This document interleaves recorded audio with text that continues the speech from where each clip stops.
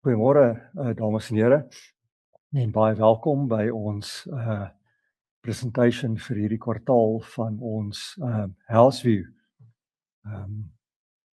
Ek gaan soos gewoonlik so vir 'n uur, hopelik nie baie langer as dit praat nie. Daar's so 100 skyfies waardeur ek wil praat, so dit werk uit op so 1.5 tot 2 skyfies per minuut. So ek gaan redelik vinnig deur dit gaan, maar die idee is om die inligting vir julle te gee voor ons julle oor 'n paar weke sien vir julle beleggingskomitee vergaderings, en dan kan julle intussen so lank daaroor dink en julle eie opinies ook vorm. Maar wat ons wil bereik vanoggend is om aan die einde van die uur sal julle hopelik die insig gekry het of die opinie by ons gehoor het dat ons dink die olieprys wat verhoog is en die oorlog in die Midde-Ooste gaan hopelik nie markte heeltemal die appelkar laat omval nie, solank die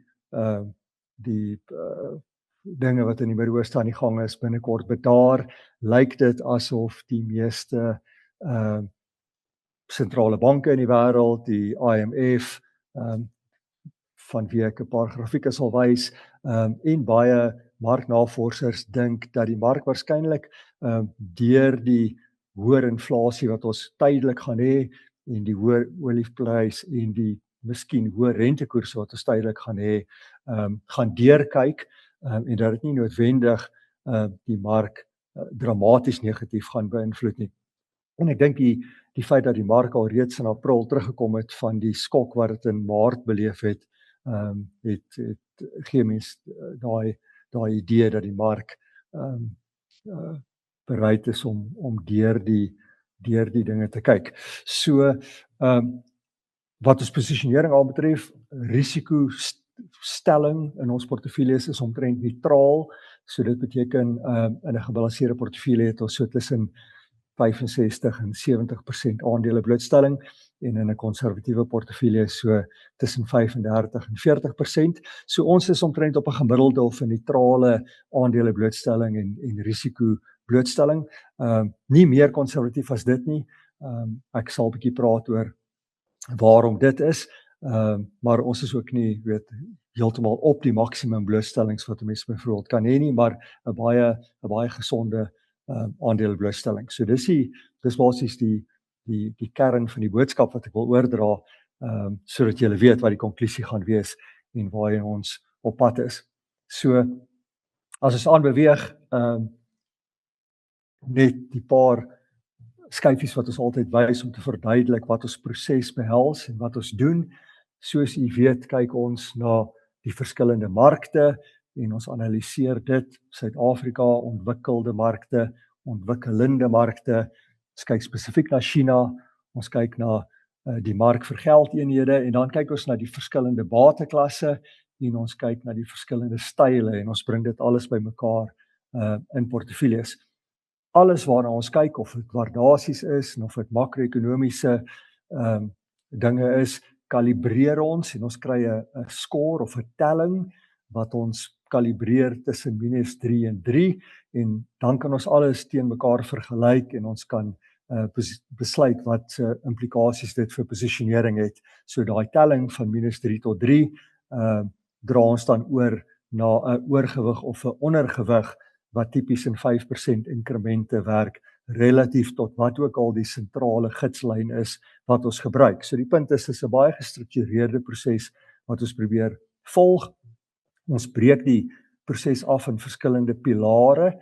Ons kyk van bo af na die makro-ekonomiese elemente, die resessie risiko en sovoorts, en dan kyk ons ook van onder af boontoe na waardasies van bateklasse, geografiese areas, geldeenhede en sovoorts, en dan bring ons dit alles bymekaar want 'n mens moet hierdie twee elemente in ag neem. Jy kan nie net na waardasies kyk nie want jy weet nie wanneer waardasies gaan uitspeel nie. En jy weet ook nie tot watter mate die makro-ekonomiese goed 'n wind van voor of 'n wind van agter gaan wees nie, en dit wil jy alles in ag neem om te besluit hoe jy wil posisioneer. So weer eens redelik gestruktureerd of baie gestruktureerd, dan sit ons dit alles bymekaar die ekonomiese dinge waarna ons kyk, die resessierisiko, die waardasies, die geldeenheid, insigte, eintlik maar die waardasies van geldeenhede ook is, wat behoort te versterk en wat behoort te verswak, en as ons al daai goed in ag neem, dan gee dit ons, soos ek gesê het, 'n gekalibreerde telling, wat ons 'n idee gee, waar ons wil belê, geografie gewys, en dan verder af in die spektrum ook, gebaseer op die individuele bateklasse, waar ons belê wil wees. So wat is 'n sentrale beginpunt? Dit is dat ons deur die siklus, deur tyd 'n gesonde blootstelling aan aandele en risikobates wil hê, want dit is waar jou inflasie gekoppelde of jou opbrengste wat inflasie kan uitpresteer vandaan kom. Dit kom van risikobates, en markte gaan op oor tyd. Markte gaan tipies op buite resessietoestande. Dit is eintlik net wanneer daar resessie of naby resessietoestande plaasvind waar jy slegte aandelemarkte kry. So mens moet versigtig wees om nie deur die siklus en deur die verloop van tyd te min risiko te neem met jou beleggings en jou portefeulje nie, want dan gaan jy definitief agterraak in terme van inflasie. Maar dit is ook belangrik vir ons om te weet hoe hoog die resessierisiko is, of wat die moontlikheid is dat daar resessie sal wees, kan wees, want dan wil ons meer konservatief wees, en daarom spandeer ons 'n redelike hoeveelheid tyd deur te kyk na makro-ekonomiese elemente wat resessierisiko insluit. So waar staan ons tans? Ons dink nie tans alles in ag genome dat die risiko van 'n resessie baie hoog is nie. Dit was 'n jaar of 2, 3 gelede relatief hoog, bo 50%, dit het afgekom na in die 30%. Nou skat ons die kans van 'n resessie wat dan met 'n ernstige beermark gepaard gaan, is waarskynlik laer as 20%, en daar's heelwat redes wat 'n mens kan aanvoer hoekom dit is. Een goeie rede is hierdie vorm van die staatseffekkurwe waarna ons altyd kyk, wat 'n goeie aanduiding histories was van resessierisiko, het genormaliseer. Hy sy normale vorm aangeneem, en dit is wat hierdie grafieke wys. So as die grafiek op 'n laagtepunt is, dan is die risiko van 'n resessie hoog, want dit beteken die staatseffekkurwe is omgekeer, inverted, wat beteken die kort einde van rentekoerse is baie hoër as die lang einde, en dit is gevaarteken, want daai lae vlak van die lang einde beteken die mark dink daar gaan baie swak ekonomiese groei in die toekoms wees, maar nou het die kurwe begin normaliseer, soos wat 'n mens kan sien in die lyn wat hier aan die einde van die grafieke opwaarts beweeg en bo die nullyn is. Dit beteken die vorm daarvan het genormaliseer. Dit is nog nie by sy langtermyn vlak nie, so mens moet nog bietjie versigtig wees. Die kans van 'n resessie in Amerika spesifiek, wat dan die res van die wêreld kan beïnvloed, is nie 0 nie, maar dit is heelwat laer as wat dit 'n jaar gelede byvoorbeeld was.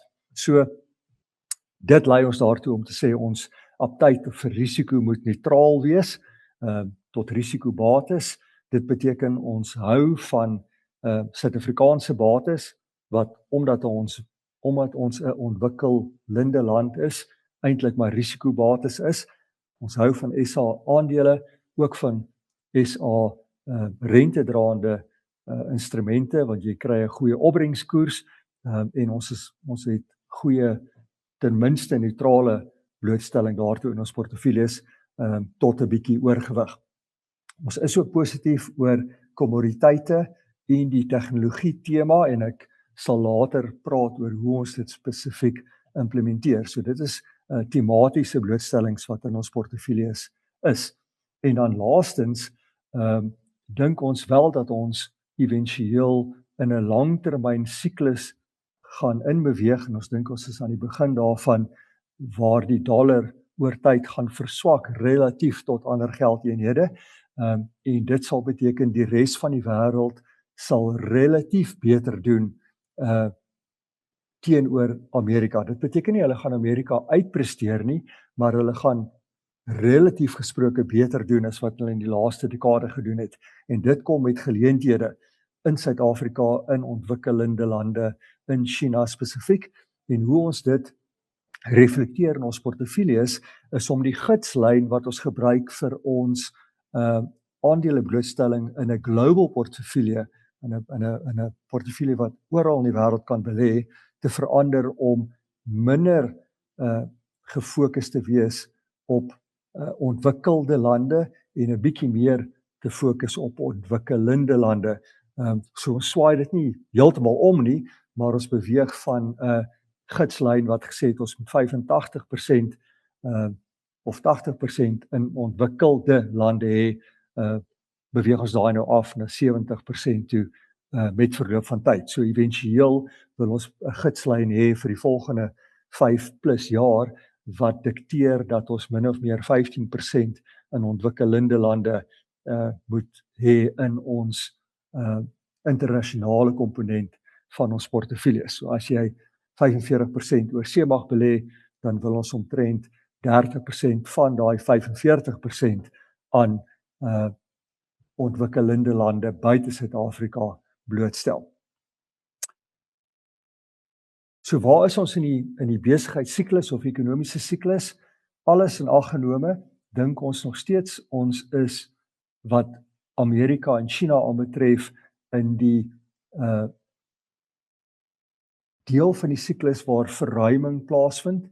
So die markte was na COVID onder druk gewees, dis gestimuleer en sedertdien was hulle in 'n redelike lang opswaai gewees en ons dink dit is nog steeds in plek. So daar het nog nie 'n resessie plaasgevind na die COVID resessie nie en ons dink ons is nog steeds na die opbeen van die siklus. Amerika is verder in die siklus as wat China is.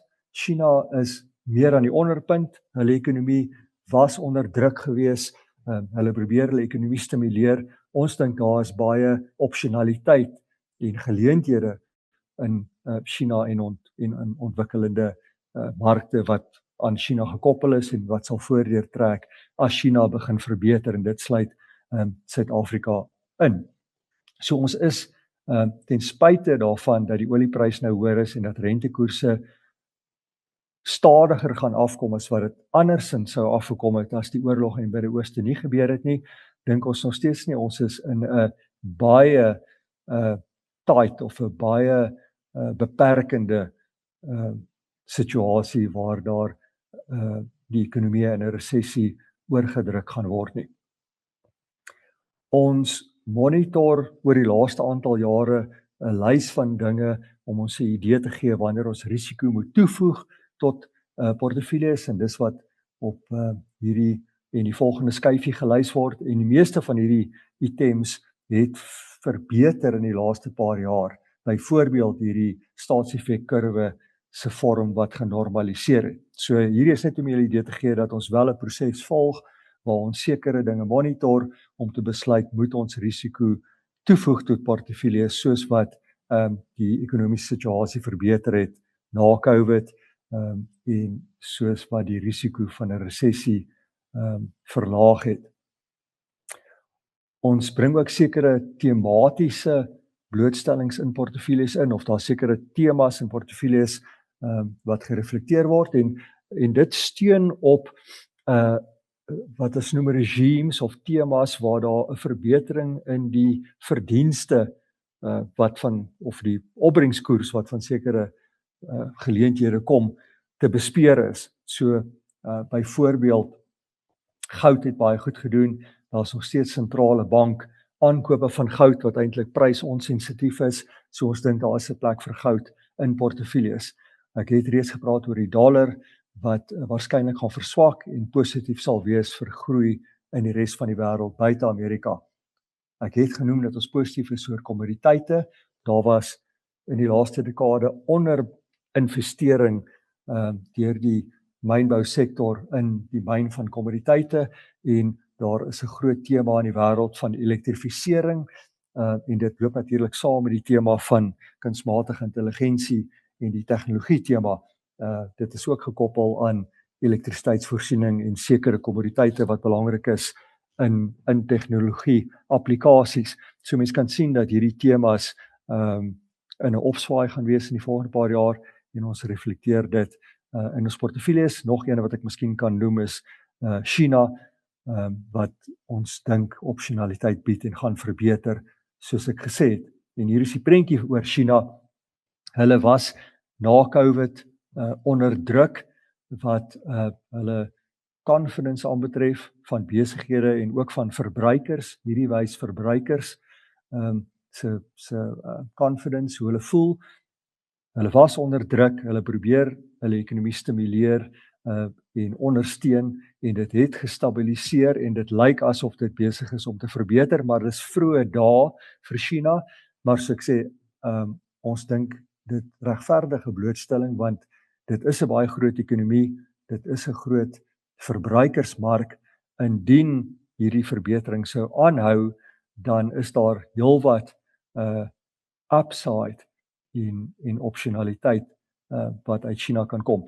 En dit is teenoor Amerika wat eintlik op die bopunt of naby die bopunt van die siklus is, soos ons al genoem het. In Amerika is verbruikers confidence besig om af te kom.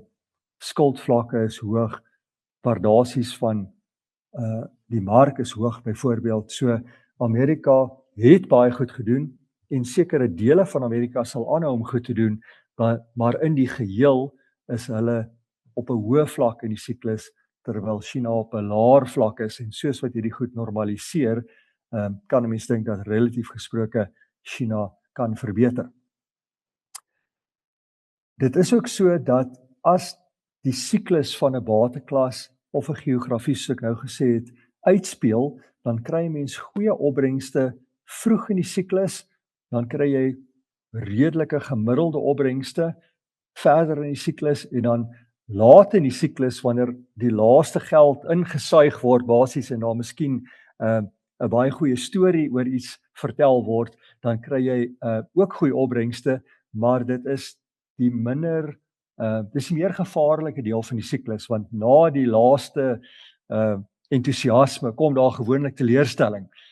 So die beste deel van 'n siklus is eintlik die vroeë deel wanneer dinge reeds sleg of teleurstellend was en nou begin dit verbeter en waardasies begin ontsluit.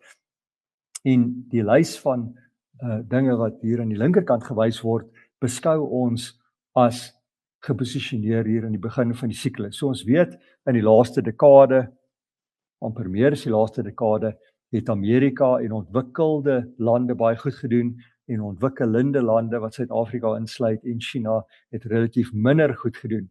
So dit beteken soos wat hulle verbeter, soos wat die dollar miskien bietjie verswak en hulle 'n blaaskans gee, is hulle in die vroeë deel van die siklus wat beter kan presteer. Elemente wat laat in die siklus is elemente of geleenthede soos krediet in die ontwikkelde wêreld, die wat hulle noem credit spreads, die verspreiding van maatskappy opbrengste op hulle lenings bo staatseffekte is baie klein, baie nou, en dit beteken daar is nie baie spasie vir teleurstelling nie. Dis redelik duur. Verder kontant in ontwikkelende lande gee jou relatiewe lae opbrengste. So dit dink ons is laer in die siklus, en dan goud, eiendom in Suid-Afrika wat reeds redelik goed gedoen het, Japan en ontwikkelde aandele, meestal buite Amerika, is die van in hierdie middelste deel van die siklus. So jy gaan decent returns kry, maar nie die super returns wat jy in die begin van die siklus sou kry nie. So wat is ons beleggingsidees gebaseer op wat ons sover bespreek het? Ons dink China regverdig opsionaliteit en posisionering in portefeuilles binne ontwikkelde lande lyk Japan goed. Die aandele in Japan is nie so goedkoop nie, maar hulle geldeenheid is baie swak, en sou hulle geldeenheid verbeter met verloop van tyd, dan is dit 'n wind van agter vir 'n mens se belegging in Japan, en dis hoekom Japan goed lyk op hierdie basis. Suid-Afrika en ontwikkelde lande, en dan die elemente waar mens miskien bietjie ondergewig wil wees, is die elemente of die areas wat al reeds baie goed gedoen het in die laaste dekade, maar om daai rede nou nie meer so goedkoop is nie. En ons sal net nou na die waardasies kyk. En dit is Amerika en meeste van die ontwikkelde lande. As ons afkyk na die bateklasse, reflekteer dit dieselfde geografie. So u kan sien dat Suid-Afrika se bateklasse aandele spesifiek val in die neutrale sone. Mens kan oorgewig in China, Suid-Afrikaanse rentedraande bates, Japan binne globale aandele kan 'n mens posisioneer voor, en dan wil 'n mens waarskynlik bietjie ondergewig die duurder elemente wees waar ek nou reeds gepraat het. Stylgewys wil 'n mens neutraal wees. Daar's nie enige beleggingsstyl wat uitstaan as meer positief as ander nie. Kwaliteit spesifiek aan die globale kant is bietjie aan die duur kant, maar ons weet ook kwaliteit het sekere defensiewe eienskappe, so ons dink nog steeds 'n mens moet redelik neutraal geposisioneer wees wat die style aanbetref, want wanneer een styl nie werk nie, wil jy blootstelling hê tot die ander style wat jou dan sal uithelp. As ons kyk na rentedraande instrumente, staatseffekte, kontant, maatskappy, lenings, krediet met ander woorde, dan wil ons nog steeds ons termynblootstelling of duration blootstelling, soos hulle in Engels sê, hoog hou, want daar is goeie opbrengste beskikbaar verder of by die hoë durasie, by die hoë termyne, en daar is ook goeie reële opbrengste wat 'n mens daar kan kry. So as mens byvoorbeeld kyk na Suid-Afrikaanse staatseffekte, is daar nog 'n goeie kans dat hulle jou 8, 9, 10% kan gee met baie min risiko, en daarom dink ons 'n deel van portefeuilles kan nog steeds met gemak daaraan blootgestel word. Jy kry nog steeds 'n redelike goeie opbrengs. Wat daai termynblootstelling aanbetref, dink ons dit moet rondom die 4 jaar blootstelling wees, of miskien as 'n mens bietjie meer daarvan wil neem, so by die 5 jaar, die all bond, alle staatseffek indeks se termyn is so rondom 6 jaar. So hierdie is nie so aggressief soos die staatseffek indeks nie. Dis bietjie meer konservatief, maar is nog steeds 'n redelike lang termyn blootstelling wat 'n mens neem, want dit is waar jy die goeie opbrengste kan kry. Wat beteken dit vir portefeulje posisionering vir die kwartaal wat voorlê?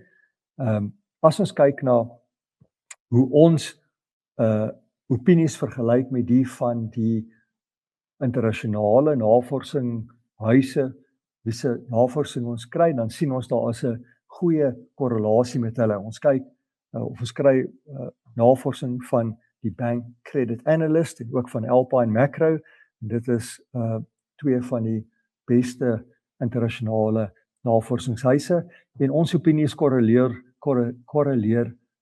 goed met hulle op hierdie stadium, wat vir ons belangrik is as 'n soundboard, iets om teen te reflekteer, om te sien, weet of dit wat ons dink en sê sin maak, en dit lyk wel as mens na hulle opinies kyk, dat ons redelik goed belyn is met hulle. Hulle op 'n 12 maande uitkyk het nou net hulle aandele opinie van ondergewig na neutraal verander, so hulle wil ook ten minste neutraal wees.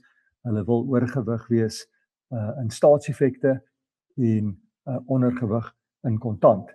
As mens kyk na die geografie, wil hulle ondergewig Amerika wees, oorgewig Kanada wat nou redelik spesifiek is, en dan oorgewig ontwikkelende lande en neutraal in Japan. So ook goed gekorreleer met ons, oorgewig staatseffekte, soortgelyk aan ons opinie, en ondergewig krediet, wat dieselfde is ons opinie, en oorgewig die termyn wat geassosieer word met staatseffekte. So oorgewig in duration, dit korreleer met daardie 4,5 tot 5% staatseffek termyn waaroor ek nou net gepraat het, want dit is waar die goeie opbrengskoerse is. Hulle is ook neutraal op inflasie beskerming, wat inflation linked bonds is, inflasie gekoppelde effekte, waaroor ons ook positief is.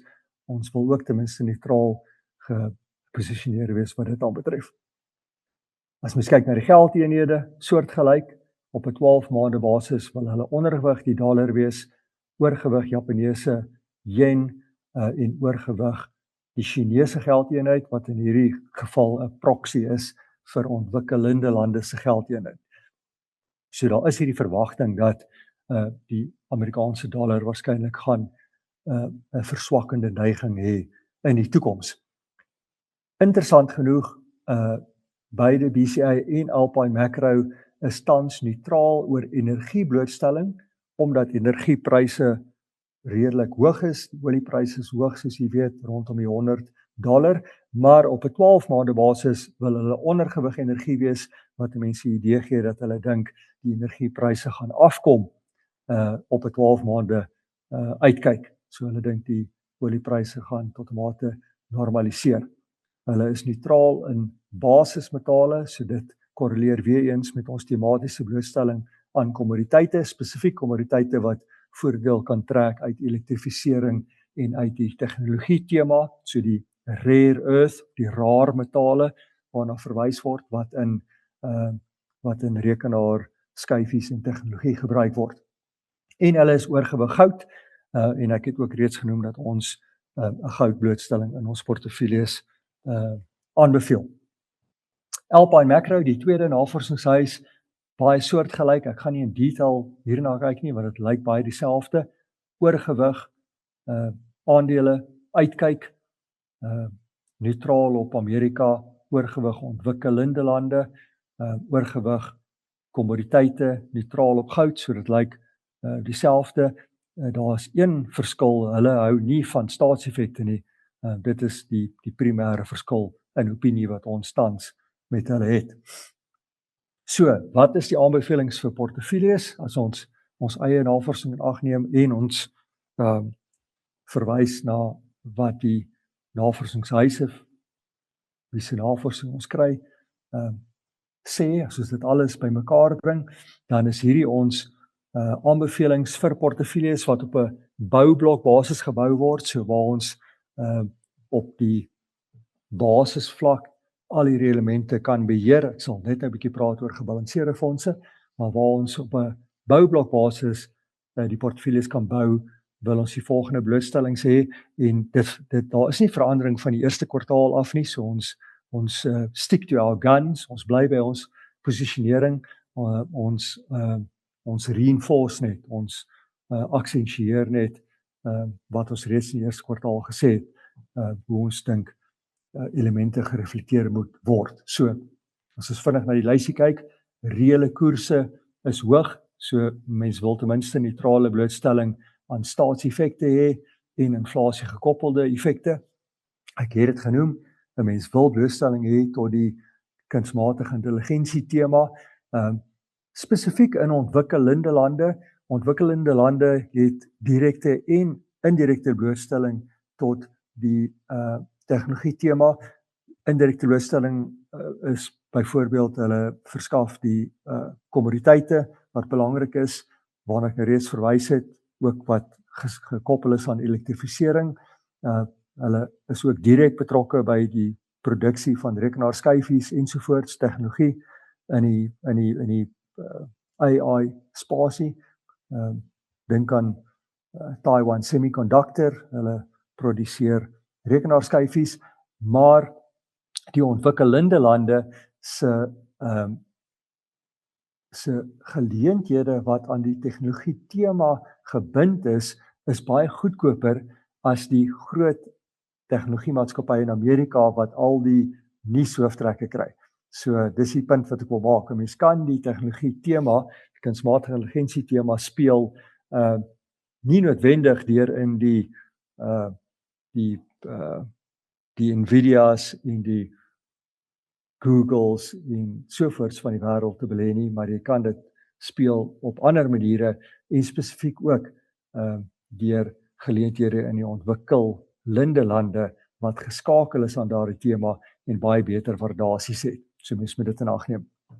Ek het gepraat oor die dollar siklus wat ons dink gaan in 'n verswakkende been beweeg en ons reflekteer dit deur ons gidslyn vir internasionale blootstelling te trim om minder ontwikkelde lande blootstelling te hê en bietjie meer ontwikkelende lande blootstelling te hê. Ons trek nou by omtrent 25% blootstelling aan ontwikkelende lande in ons internasionale komponent van portefeuilles en dit word uitgemaak helfte uit algemene ontwikkelende lande en helfte blootstelling tot China. En so genoem het, ons gaan dit waarskynlik opstoot tot 'n totaal van 30. So ons het nog 5% om te beweeg van 25 na 30 wat ons met verloop van tyd sal doen. Daar is heelwat opsionaliteit in China, soos ek reeds genoem het.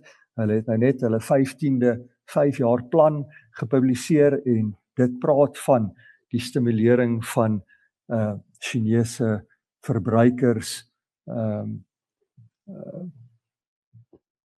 om hulle te help. Tegnologie is belangrik vir hulle om hulle plek in die wêreld vol te staan wat dit aanbetref. Voedselsekuriteit ensovoorts vir hulle belangrik. So hulle het sekere elemente gelys in die 15de 5-jaar plan wat fokusareas gaan wees en dit gee ons die idee dat daar ondersteuning en stimulasie gaan wees en daarom is daar heelwat opsionaliteit. 'n Mens moet wel blootstelling hê aan beide die binnelandse Chinese aandele en die aandele wat in Hong Kong gelys is in ons opinie. En later in die presentation sal ek praat oor die fondsbestuurders wat die mens kan gebruik om blootstelling daaraan te bewerkstellig. Ons het 'n blootstelling aan die kommoditeitssiklus en dit wil ons ten minste op 5 tot 7,5% in portefeuilles hê om hierdie temas van elektrifisering, supply wat constrained is ensovoorts te blootstelling tot te kry. Kleiner maatskappye lyk beter geprys as groter maatskappye, daarom vir ons blootstelling tot dit hê in ons internasionale gedeelte van portefeuilles, tipies kleiner maatskappy fondse of die Russell 2000 indeks, beide in oorsee en in Suid-Afrika. In Suid-Afrika kan 'n mens kleiner maatskappy blootstelling kry deur Satrix Midcap Index byvoorbeeld of deur enige van die kleiner maatskappy fondse, fondse soos Investex, Dynamic Equity Fonds, selfs 91 Value, John Bickard is nou oorgewig in Suid-Afrikaanse medium groot maatskappye en daarom dink ons hy is 'n goeie insluiting wat 'n mens kan oorweeg vir portefeuilles. Ons wil goud blootstelling hê. Dit gee 'n mate van beskerming en stabilisering aan portefeuilles en daai blootstelling kan enigiets tussen 2,5 en 5% wees, afhangend van die risikoprofiel van die portefeulje. Ek het reeds gepraat oor die resessie risiko wat ons dink verlaag het en nou waarskynlik onder 20 is en dit beteken ons moet ten minste neutrale risiko blootstelling hê. So as mense dan vergelyk met jou gidslyn, dan beteken dit ons wil neutraal wees op meeste van die elemente. Mens kan en ons is in portefeuilles bietjie oorgewig Suid-Afrikaanse aandele, oorgewig Suid-Afrikaanse rentedraende instrumente, ondergewig ontwikkelde lande se aandele wat Amerika insluit, en dit befonds natuurlik die oorgewig Suid-Afrika, dit befonds ook die oorgewig ontwikkelende lande en China blootstelling, en dan die ander ondergewigte wat die oorgewigte befonds is rentedraende instrumente in die ontwikkelde wêreld waar rentekoerse relatief laag is en jy nie sulke hoë opbrengskoerse kry nie, en krediet waarvoor ek reeds gepraat het wat duur is internasionaal waar ons ondergewig wil wees. So die groot dit is nie groot oorgewigte nie, maar die mees noemenswaardige oorgewigte is in Suid-Afrika beide aan die aandele en die rentedraende kant en dan in ontwikkelde lande en China en goud. Ek het reeds gesê hoe dit befonds word. As ons kyk na die internasionale portefeuilles, dan is dit maar net die carve-out van dit wat ek op die vorige grafiek gewys het. En dan vir portefeuilles wat gebou word wat gebalanseerde fondse gebruik, multiple balance portefeuilles, het ons tot nou toe wat ons noem 'n defensiewe blok wat in rentedraande beleggings belê word, en dit kan 'n mens behou omdat jy 'n goeie opbrengs in Suid-Afrika kry, of ons kan dit bietjie trim en geleidelik dit begin teruggee vir die gebalanseerde bestuurders om op daai manier die aandeleblootstelling bietjie te verhoog, en dit is tipies wat ons in meeste van die portefeuilles aanbeveel, waar beleggers of u self nog bietjie meer konservatief of versigtig wil wees, kan 'n mens hierdie defensiewe blok van 7,5% tot 10% behou, omdat jy so goeie opbrengskoers kry, soos ek genoem het. Ons motiveer ook vir blootstelling tot China in 'n portefeulje van so 7,5% in hierdie gebalanseerde tipe portefeuilles. So, hoe het ons gedoen in die laaste jaar? Ons posisionering het redelik goed uitgewerk. Ons het blootstelling gehad tot goud en goudmyners. Suid-Afrikaanse aandele was ten minste neutraal. Ons het gesonde, ontwikkelende lande en Chinese aandele gehad, Suid-Afrikaanse staatseffekte. Dit het alles redelik goed uitgewerk. Ons was ondergewig Amerika gewees. Hulle het nie so goed presteer nie, en dit het ook redelik goed uitgewerk. So ons voel ons posisionering oor die laaste jaar het redelik ten gunste van ons uitgewerk. As mens kyk na hoe die style presteer het, dan wil ek ook net uitwys dat oor die laaste jaar het dit goed gewerk om multi-styl te wees, of al die style in jou portefeulje blootstelling te gee. Multi-factor, en dit is 'n bewys van die feit dat om verskillende style in jou portefeulje te meng met mekaar jou goeie opbrengste tipies gee, want wanneer die een styl werk, maar 'n ander styl nie werk nie, dan word jy uitgehelp deur die wat wel goed werk. So in opsomming, die elemente wat vroeg in die siklus is, maar waar ons geposisioneer was, het goed gewerk oor die laaste jaar, en ons dink dit was die regte posisionering gewees, en ons behou dit grootendeels soos wat ek verduidelik het. Dis ons hoofvlak of ons posisionering. Nou kan ek redelik vinnig deur die verskillende pilare van die proses gaan, net om julle die oorsig te gee van waar die opinies en die posisionering wat ek nou reeds uitgestip het vandaan kom. So as ons begin kyk na die makro-ekonomiese pilaar, kyk ons na groei, inflasie, monetêre beleid waar rentekoerse is, fiskale beleid en geopolitiese risiko. En as mens na die verskillende areas kyk, Amerika, Europa, Engeland, Japan en sovoort, sien 'n mens almal van hulle lyk min of meer dieselfde. Uit ekonomiese oogpunt lyk dinge redelik gemiddeld, nie baie negatief nie, en die feit dat dit slightly slegter as neutraal lyk, kom grootendeels van geopolitiese risiko, oorlog in die Midde-Ooste. Dit kom ook van inflasie wat bietjie bo die mikpunte is, en die feit dat rentekoerse daar gehou word om inflasie te beperk. Maar die punt is, geen van hierdie aanwysings is in die rooi nie, so ons dink nie daar gaan swak ekonomiese groei noodwendig wees nie. As mens kyk hoe dit oor tyd verloop het vir die verskillende lande, kan mens sien die ekonomiese situasie het basies gestabiliseer.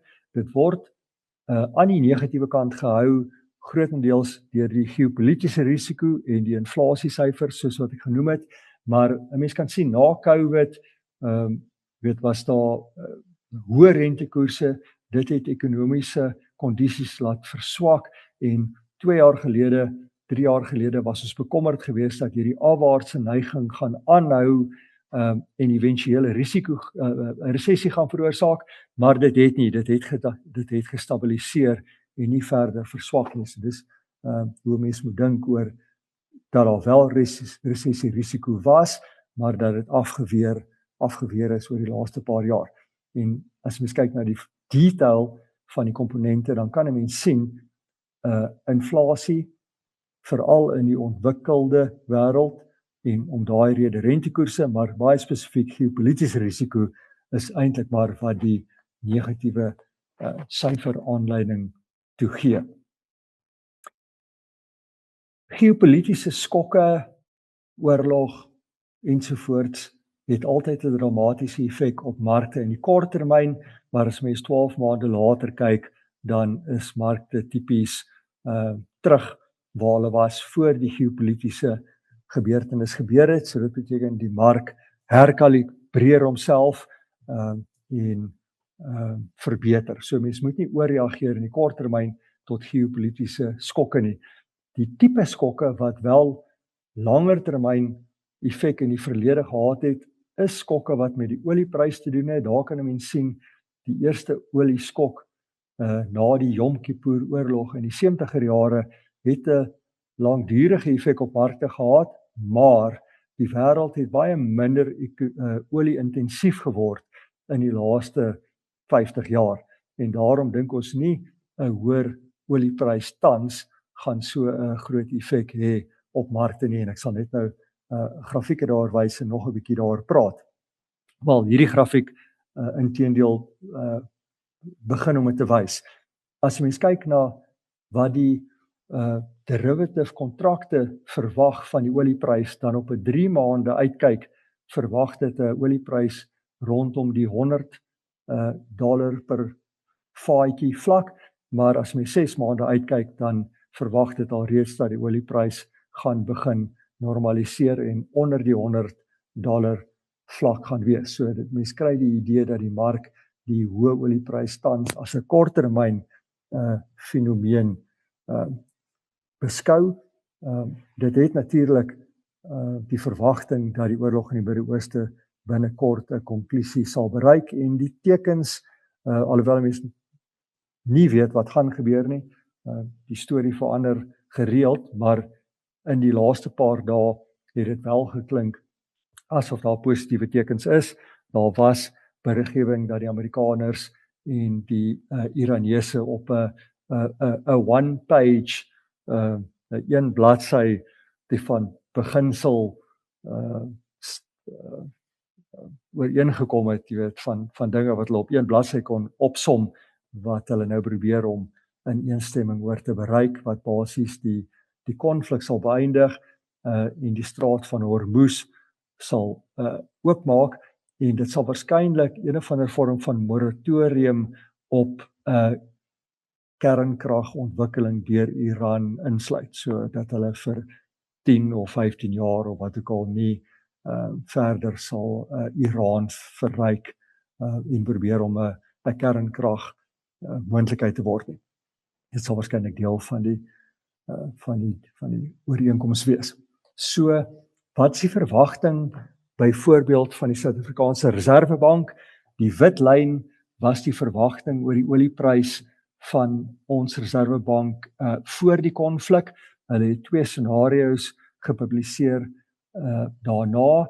Die rooi scenario is die van die intermediate scenario indien die ceasefire, die oorlog binne die volgende 2 maande tot 'n einde sal kom, dan dink hulle die olieprys gaan rondom die $100 wees en dan normaliseer. Die severe scenario, die slegte scenario sou wees as daar nie 'n vrede kom nie, die straat van Hormuz bly toe en dit hou aan vir 'n jaar op daai manier, dan dink hulle die olieprys kan wat hoër gaan voor dit begin normaliseer, maar die rooi lyn is basies die traject wat hulle tans verwag. Selfde met inflasie, as gevolg van die impak van energie, dink hulle inflasie gaan bietjie hoër wees in die intermediate scenario, nie so hoog soos in die severe scenario nie, maar belangrik teen 2028, 2029 dink hulle die inflasie gaan terug wees rondom die 3% vlak wat hulle as die nuwe mikpunt in Suid-Afrika het. So op baie van hierdie grafieke sal u sien, of ons nou na die Suid-Afrikaanse Reservebank kyk, of na die Internasionale Monetaire Fonds kyk, die opinies blyk te wees dat hulle deurkyk deur dit wat tans aan die gang is. Hulle dink al hierdie elemente soos inflasie, olieprys, rentekoerse gaan 'n bietjie hoër wees in die kort termyn, maar dat dit relatief vinnig gaan normaliseer na die, kom ons noem dit die pre-oorlog vlakke as jy 2 jaar en 2 jaar plus vooruit kyk van nou af. Hierdie grafiek kom van die Internasionale Monetaire Fonds. Die blou kolletjie is wat hulle verwag het rondom inflasie in verskillende lande in Oktober verlede jaar, so voor die oorlog. Die kolomme is wat hulle nou verwag vir die verskillende jare. So die punt van die grafiek is om te sê, in Amerika byvoorbeeld, dink hulle inflasie gaan in die kort termyn hoër wees, maar dit gaan normaliseer na die 2% vlak in 2027. En dieselfde tipe beweging sien 'n mens vir meeste van die ontwikkelde lande. So dis weer daai element wat ek genoem het, dat hulle deurkyk deur die opwaartse beweging in die kort termyn, en as hulle 2 jaar vooruit kyk, dink hulle hierdie elemente gaan grootendeels genormaliseer wees. Soortgelyk vir ontwikkelende lande, dink hulle eintlik die situasie gaan beter lyk as vir die ontwikkelde lande. Hulle dink die inflasie gaan bietjie hoër wees in die kort termyn, maar dan kom dit weer af in 2027. Dink hulle al reeds inflasie gaan terug wees by die vlakke wat hulle voor die oorlog verwag het. So die olieprys is die aanvanklike skok, of die energieprys die aanvanklike skok, maar die tweede ronde effek is natuurlik die druk op inflasieverwagtings, kosinflasie, energie of petrolinflasie en die loon of die wage verwagting wat werkers het. En wat is die verwagtings daaroor? Inflasie, soos ek reeds genoem het, inflasieverwagtinge dink hulle gaan begin normaliseer eventueel. Hulle dink nie dit gaan dramaties hoër wees nie. Voedselinflasie dink hulle gaan as gevolg van die energie skok hoër wees in 2027, maar daarna normaliseer na die vooroorlog vlakke. Soos kyk na petrol, dink hulle daar gaan wel 'n opwaartse skok wees in hierdie jaar, maar dan gaan daar normalisering daarna wees, en dieselfde met unit labor cost of die lone wat mense verwag. Hulle dink daar gaan opwaartse druk wees op lone soos wat mense lewenskoste inflasie verwag, maar daarna dink hulle dit gaan weer normaliseer. So soos ek net nou gesê het, of mens nou kyk na die olieprys direk, inflasie, rentekoerse en die verskillende komponente van inflasie, lyk dit asof meeste sentrale banke en die IMF en meeste managers dink dat dinge in die kort termyn bietjie slegter gaan wees, nie 'n resessie gaan veroorsaak nie, maar op 'n 2 tot 2 jaar plus basis gaan normaliseer. As mens kyk wat die rentekoersverwagtings is wat in die mark ingeprys is, dan lyk dit byvoorbeeld in Amerika waar hulle voor die oorlog in Januarie van hierdie jaar rentekoersverlagings vir hierdie jaar verwag het, dink hulle rentekoers gaan nou dieselfde bly. So as gevolg van die hoër inflasie gaan die Fed nie meer rentekoerse sny hierdie jaar nie, hulle gaan dit bietjie hoër hou vir langer. Selfde prentjie sien mense in China. Daar was verwagting dat hulle rentekoerse sny, nou gaan hulle rentekoerse dieselfde hou as wat dit tans is. In Suid-Afrika is die verwagting dat rentekoerse waarskynlik met so 50 basispunte gaan opbeweeg. So ons gaan waarskynlik 2 verhogings in Suid-Afrika sien van omtrent 25 basispunte voor ons rentekoerse weer begin afkom. En hier kan mens sien wat die Reservebank verwag. So hierdie rooi lyn is hulle dink rentekoerse gaan so met 25 of die mark dink 50 basispunte, die Reservebank dink 25 basispunte opgaan.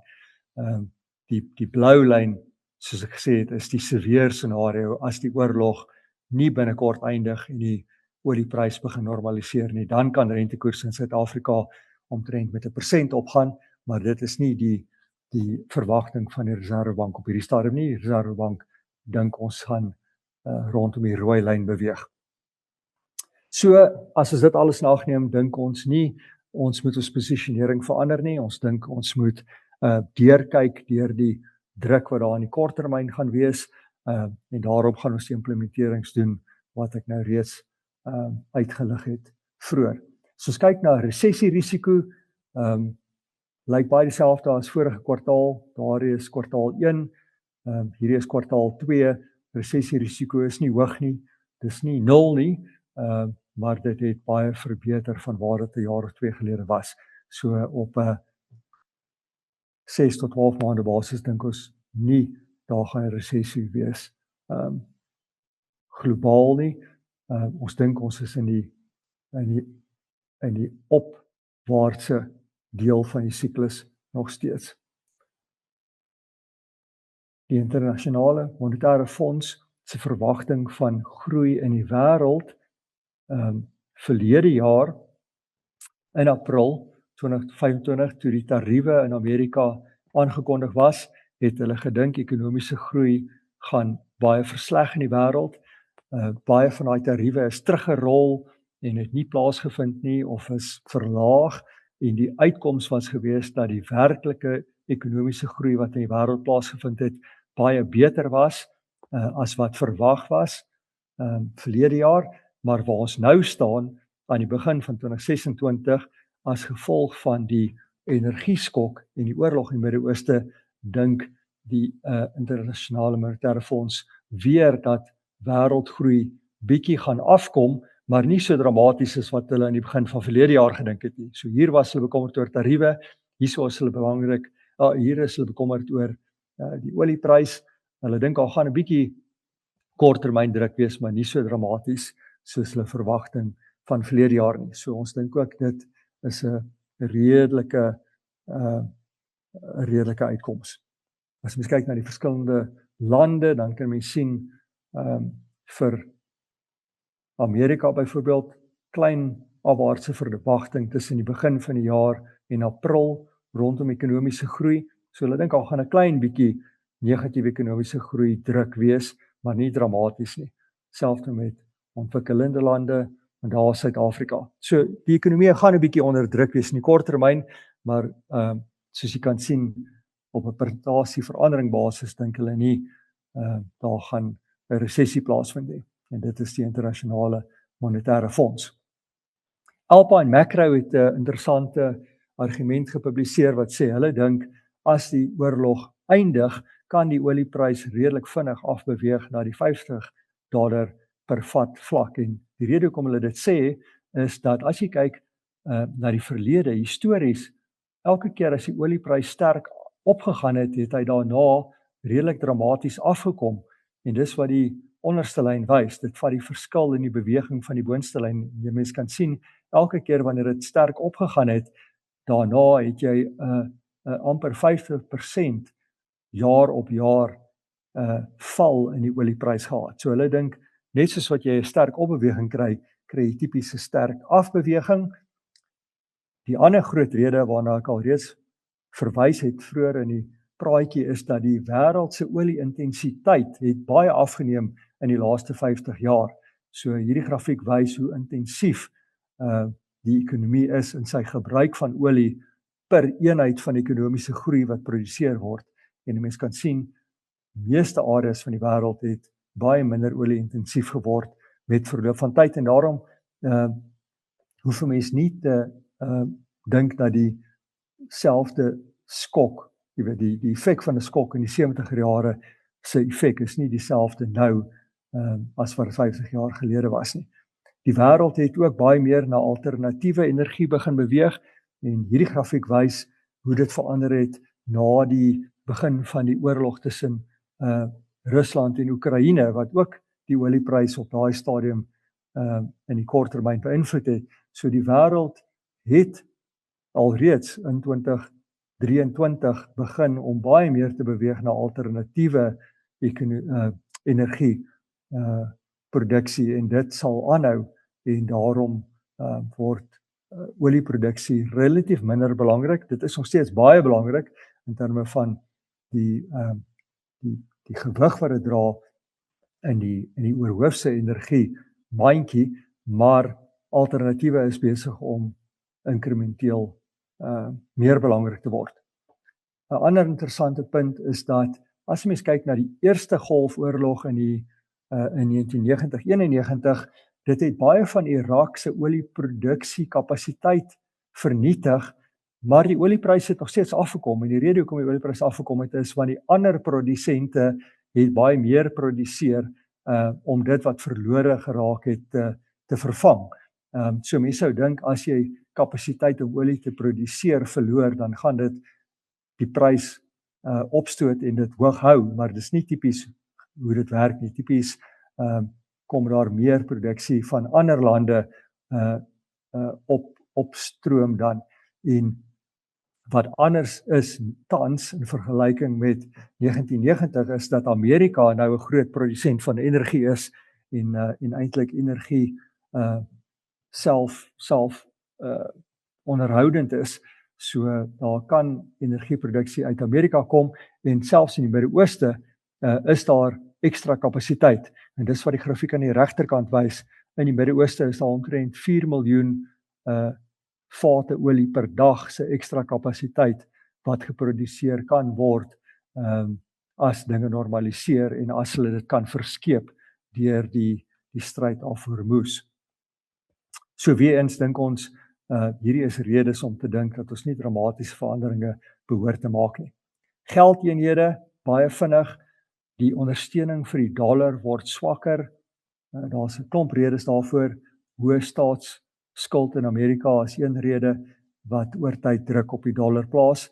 In Suid-Afrika lyk die ondersteuning vir die rand 'n bietjie beter, sterk kommoditeits- en goudspryse en ons uitvoere daarvan is een rede. So as mens kyk wat die beweging is wat mens kan verwag van geldeenhede en ons kyk uit die oogpunt van 'n dollar investor, dan kan die dollar verswak. So die manier om hierdie syfers te verstaan is om te sê dit is positief en groen omdat jy kyk uit die oogpunt van 'n dollar belegger. So indien die dollar sou verswak teen ander geldeenhede soos wat dit normaliseer op 'n purchase power parity basis, dan is dit 'n wind van agter vir jou portefeulje en dis kom die syfers positief is. So wat hierdie syfers sê, op die gemiddeld kan die dollar omtrent 20% verswak teen ander ontwikkelde lande se geldeenhede indien die waardasies van die geldeenhede sou normaliseer teen mekaar.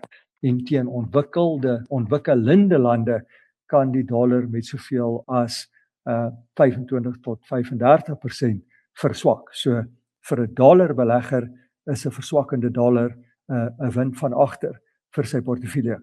As ons kyk uit 'n rand oogpunt vir 'n randbelegger, die rand kan nog steeds 'n bietjie versterk teen ontwikkelende lande. Teen Japan kan dit heelwat versterk want teen Japan kan die rand verswak. Dis die positiewe effek. As ons in Japan belê, dan verwag ons die yen gaan met tyd versterk en daarom gaan dit ons belegging in Japan aanhelp. Maar as mens kyk na Amerika byvoorbeeld, kan die rand versterk. Die dollar gaan waarskynlik verswak en dit beteken die rand kan met soveel as 25% versterk. En dit is 'n wind van voor vir beleggings wat mense in Amerika het en daarom moet mense 'n bietjie versigtig wees. Teen ontwikkelende lande is die rand omtrent neutraal gewaardeer. So as mense in ander ontwikkelende lande belê wat China insluit, dan het mense nie 'n verwagting dat die geldeenhede teen jou gaan beweeg nie. Die rand is omtrent neutraal geprys teenoor hulle. As ons kyk na die bateklasse, dan het ek reeds gesê dat die Suid-Afrikaanse bateklasse redelik neutraal geprys is as jy dit vergelyk met ontwikkelende lande en spesifiek Amerika se aandele, so beter waarde in Suid-Afrika as ons een vlak laer kyk na die market caps, dan kan mens sien dat groter maatskappye bietjie duurder is, kleiner maatskappye en medium groter maatskappye is goedkoper, en dit praat tot daai blootstellings in Satrix Midcap en 91 Value Fund, waarvan ek vroeër gepraat het, en in die rentedraende spasie is daar neutrale tot goeie geleenthede in Suid-Afrika. So die oorhoofse prentjie is 2,5 jaar gelede was baie van die beleggingsgeleenthede aan die goedkoopkant gewees. Suid-Afrikaanse mark het 'n redelike goeie opbrengs gelewer verlede jaar, en globale markte het verbeter nadat aanvanklik verswak het na die tarief aankondigings van April verlede jaar. So as mens kyk na hoe die geleenthede tans vergelyk met 2,5 jaar gelede, dan kan jy sien alles het 'n bietjie meer duur geword. Alles het na die regterkant verskuif, en 'n mens moet dit in ag neem. So veral Amerika en ontwikkelde lande se aandele is aan die duurkant, en soos ek nou al 'n paar keer gesê het, die beter waarde is in ontwikkelende lande, Suid-Afrika, China ensovoorts. As ons alles bymekaar bring, dan gee dit ons die idee, soos ek nou reeds genoem het, van watter geografie die beter geleenthede bied. En ek het daai punt nou reeds gemaak. Style, wil 'n mens redelik neutraal geposisioneer wees. Daar's nie enige beleggingsstyl wat uitstaan as baie goedkoop of baie duur nie. Kwaliteit, beide internasionaal en in Suid-Afrika is bietjie duurder as die ander style, maar soos ek net nou gesê het of genoem het, kwaliteit het sekere defensiewe eienskappe wat 'n mens wel in jou portefeulje wil reflekteer. So, as ons kyk op die fondsvlak, nou beweeg nog 'n vlak laer, waarin is ons tans geïnteresseerd? Ons is geïnteresseerd in inflasie gekoppelde instrumente en fondse, en daar is die tipe fondse gelys waarna ons tans kyk en wat ons by die beleggingskomitee vergadering met u sal bespreek as moontlikhede van waar mens blootstelling kan neem. Waardebestuurders, soortgelyk, Contrarius, Orbis, Ranmore, 91 is die tipe fondse waarna ons kyk in die waardespasie. Klein en medium groot maatskappye, blootstelling het ek reeds oor gepraat. Dit is tipies blootstellings soos Satrix se Midcap Index, Investec se Dynamic Equity Fonds, 91 se Value Fonds, 91 se Emerging Market Fonds, Netgroup Entrepreneur, dis die tipe fondse waarna mens kan kyk om blootstelling aan kleiner en medium groot maatskappye te bewerkstellig. En dieselfde aan die internasionale kant is daar fondse waarna mens kan kyk. Jy kan kyk na Russell 2000 Index, of jy kan kyk na aktiewe bestuurders. Voorbeelde daarvan is Artisan, Treehouse en Dimensional, om aan kleiner maatskappye blootstelling te kry, want kleiner maatskappye is beter gewaardeer internasionaal as wat groter maatskappye is, en dis miskien ook belangrik om te sê, die beleid fokus in Amerika vir hierdie jaar gaan wees op ondersteuning vir verbruikers en vir die plaaslike ekonomie. So daar gaan belastingverligting wees, daar gaan stimulering wees, daar is Amerikaanse midtermyn verkiesings aan die einde van die jaar, en president Donald Trump gaan waarskynlik sy fokus na Amerika se interne situasie draai om positiewe momentum te probeer bou in die aanloop tot die verkiesing, die midterms, en daai positiewe momentum sal hy probeer bewerkstellig deur laer belastings, stimulering ensovoorts, en dit sal goed wees vir medium tot kleiner maatskappye spesifiek in Amerika.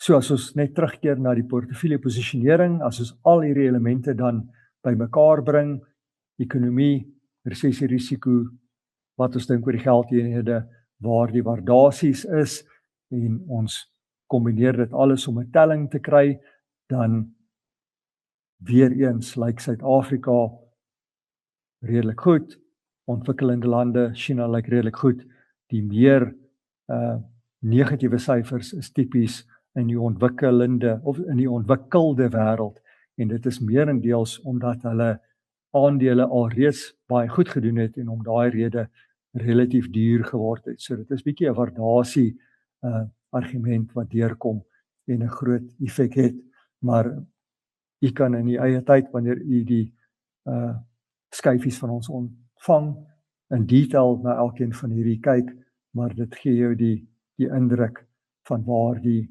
beter geleenthede is. En ons kan een vlak onder toe kyk na die grootte van maatskappye en die verskillende sektore en na lande soos Japan, Europa ensovoorts.